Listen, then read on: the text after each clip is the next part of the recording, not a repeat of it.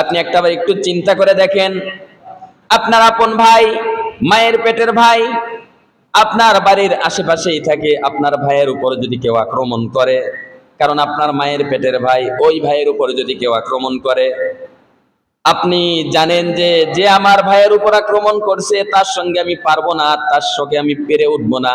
তারপরেও দুনিয়ার কোনো ভাই কিন্তু পারবো না ওই চিন্তাই করবে না, তুই কেন আমার ভাইয়ের গায়ে হাত দিলি, তুই যদি দুইটা দিস আমি একটা হলেও দিব, কারণ আমার ভাইয়ের উপর আক্রমণ করছে। আমার ভাইয়ের উপর আক্রমণ করছে মানেই আমার জীবন থাকার যাক, আমি পারি আর না পারি ওটা দেখবার বিষয় নয়। আমার ভাইয়ের উপর আক্রমণ করছে মানে আমি যদি মাইরও খাই তারপরেও প্রতিশোধ নেওয়ার জন্য ব্যস্ত হয়ে যাই কি যাই না। কারণ তুই আমার ভাইয়ের উপর কেন আক্রমণ করলি, ওটা হচ্ছে আমার ছোট ভাই, আমার ভাইয়ের উপর তুই কেন আক্রমণ করলি, এজন্য কিন্তু আমরা চিন্তায় বিভোর হয়ে যাই। ভাইকে কেউ আঘাত করলে সহ্য করতে পারে না দুনিয়ার কোনো ভাই। আমার ভাইয়ের উপর আক্রমণ করলে আমি যদি সহ্য না করতে পারি, হাদিসের মধ্যে আল্লাহর হাবিব সাল্লাল্লাহু আলাইহি সাল্লাম বলছেন, আল মুসলিম আখুল মুসলিম, একজন মুসলমান অপর মুসলমানের ভাই।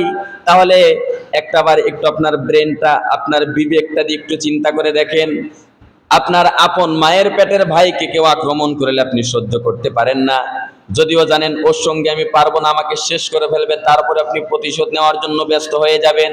তাহলে বাংলাদেশে বসবাস করতেছেন আর ফিলিস্তিনে আপনার অপর মুসলিম ভাই তার উপর আক্রমণ করতেছে ইসরায়েলের সন্ত্রাসীরা, ইসরায়েলের সন্ত্রাস যারা, তারা মুসলিম ফিলিস্তিনের ভাইদের উপর আক্রমণ করতেছে। আপনি বাংলাদেশে বসে আছেন, আপনি আপনার ভাই যে প্রতিনিয়ত জীবন দিচ্ছে ওই দিকে আপনার খেয়ালই নাই। ফিলিস্তিন কাকে বলা হয় আপনি জানতেইছেন না, আপনার ভাই প্রতিনিয়ত মরতেছে, এটা আপনার বিবেকের মধ্যে একটু বাড়তেছে না। আপনার ভাইয়ের জন্য আপনি টাকা পাঠানো তো দূরের কথা, একটু দোয়া পর্যন্ত করতেছেন না আল্লাহর কাছে।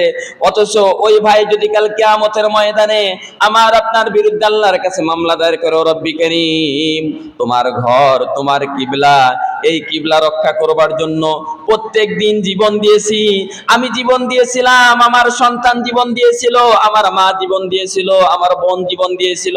ও আল্লাহ, আমার অপর মুসলিম ভাইরা বাংলাদেশের মধ্যে বসেছিল, আমাদের জন্য টাকা পাঠায় নাই, খাবার পানি পাঠায় নাই, আমাদের জন্য ঔষধ পাঠায় নাই, আমাদের জন্য দোয়া পর্যন্ত করে নাই।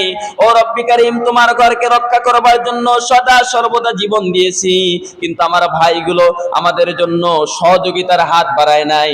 ও আল্লাহ, দুনিয়ার জিন্দেগিতে থাকাকালীন জীবন দিলাম, ও আল্লাহ যেই ভাই আমাদের জন্য একটা বারের জন্য কান্না করলো না, একটা বারের জন্য দেখলো না, ওই ভাইদেরকে তুমি দেখে নাও। তাহলে কি